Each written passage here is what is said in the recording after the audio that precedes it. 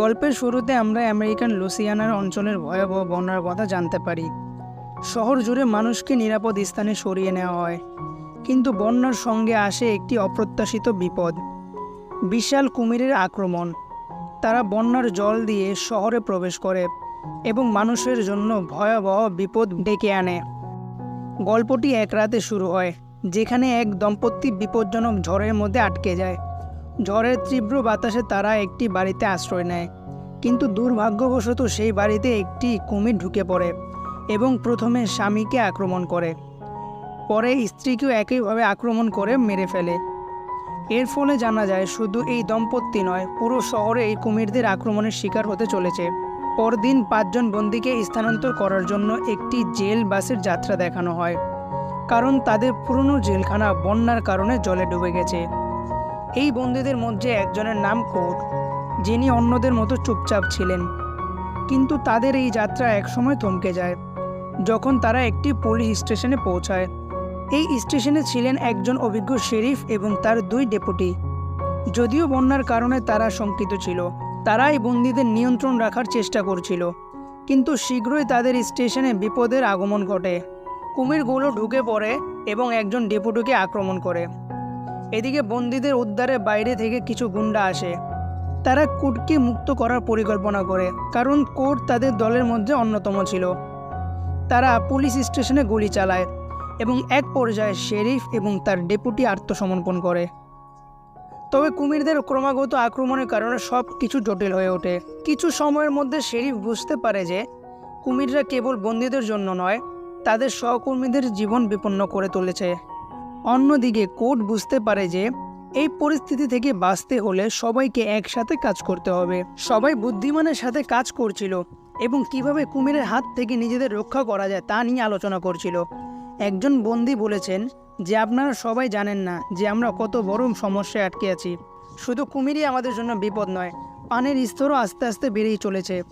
এখানে জল পরিপূর্ণ হলে আমরা এখানেই মারা যাব। জল ছিল একটি বিপদ, অন্যটি ছিল কুমির, যারা দরজা খুলতে বাধা দিচ্ছিল। দরজা যদি তারা খুলে বাইরে প্রবেশ না করে, তাহলে তারা এক পর্যায়ে এখানেই মারা যাবে। এরপর একে একে কাপড় বেঁধে এখান থেকে উপরে যেতে শুরু করে। শেষে একজন বন্দীকে ছেড়ে দেওয়া হয়েছিল, কারণ তার অবস্থা খুব খারাপ হচ্ছিল। সে কাঁদে, তার এক সঙ্গীর কাছে সাহায্য চায়, কিন্তু শেষে যে ব্যক্তিটি ছিল সে ছিল খুব স্বার্থপর। সেই লোকটিকে এখানে রেখেই সে চলে যায় এবং কুমিরটি এসে তাকে খেয়ে ফেলে এবং তার বেদনাদায়ক মৃত্যু সবাই চোখের সামনে দেখতে পায়। কিন্তু তখনই একটি কুমির শেরিফের কাছে আসতে নেয়। তখন শেরিফ গুলি চালায় আর কুমিরটি সেখান থেকে চলে যায়। ওরা যখন উপরে এসেছিল তখন পথ বন্ধ ছিল। এরপর তারা উপরে উঠে কোনো একটা নিরাপদ স্থানে ঢুকে যায়। তাদের শুধু এখানে অপেক্ষা করতে হয়েছিল, কিন্তু বন্দীরা এখান থেকে পালানোর কথা ভাবছিল। তারা জানতো এইসব ঠিক হয়ে গেলে তাদের আবারও জেলে পাঠানো হবে। তাই 2 বন্দী একে অপরের সাথে পরিকল্পনা করে শেরিফ কোডের সাথে কথা বলেন এবং বললেন, আমার মনে হয়নি আপনি অন্য বন্দীদের মতো ছিলেন। আমি বিশ্বাস করি না যে আপনি কাউকে হত্যা করেছেন। কোড বলে, আমি আসলে আফগানিস্তানে ছিলাম, কিন্তু আমার সিনিয়র সাথে লড়াই হওয়ার কারণে আমার চাকরি থেকে বরখাস্ত করা হয়েছিল। এরপর ড্রাইভার হিসেবে কাজ শুরু করি, যেখানে কিছু লোক আমাকে প্রস্তাব দেয় যে একটি ব্যাংক ডাকাতি করব। আপনার কাছ থেকে একটু সাহায্য দরকার। আমাকে বেশ কিছু করতে হবে না, আমাদের জন্য একটি গাড়ি চালান। আমি তাদের কথা রাজি হলাম, কিন্তু শর্ত রাখলাম কাউকে মারবো না। তারা প্রতিশ্রুতি দেয় যে হ্যাঁ, তোমার কাউকে মারা লাগবে না। এরপর তারা আমাকে জোর করে পুলিশকে লক্ষ্য করে গুলি চালানোর জন্য হুমকি দেয়। আমি তার উপর গাড়ি চাপিয়ে দিয়েছিলাম। এরপরে আমরা ধরা পড়েছি।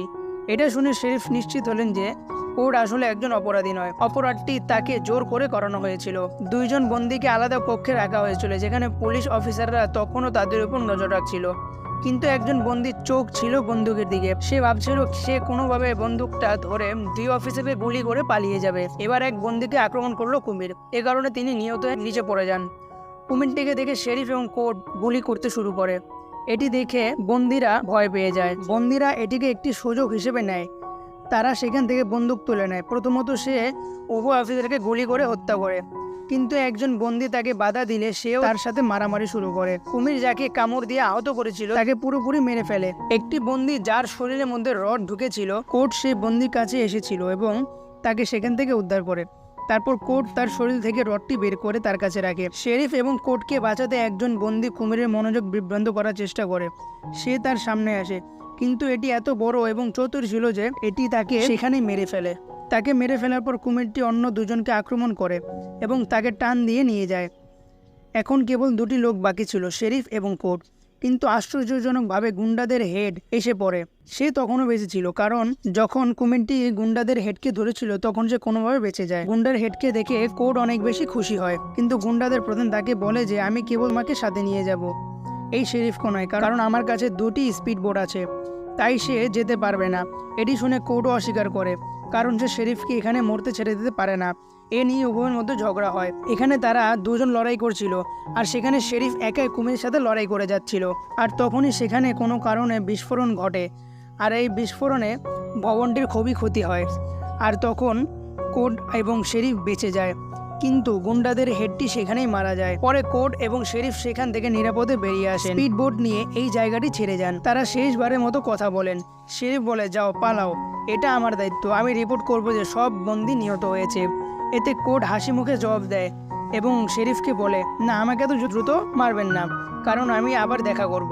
এই বলে দুজনে একে অপরকে বিদায় জানিয়ে নিজেদের পথে চলে গেল। এভাবেই গল্পটি বন্যার মধ্য দিয়ে বন্দি মানুষদের জীবনের জন্য যুদ্ধের কাহিনী হিসেবে শেষ হয়। কুমিরের সাথে লড়াই এবং জীবন রক্ষার এই সংগ্রাম তাদের জন্য একটি কঠিন পরীক্ষা হয়ে দাঁড়ায় এবং গল্পের শেষে কেবল তারা দুজনেই বেঁচে থাকে। ভিডিওটি ভালো লাগলে একটি কমেন্ট, সাবস্ক্রাইব করে দিন।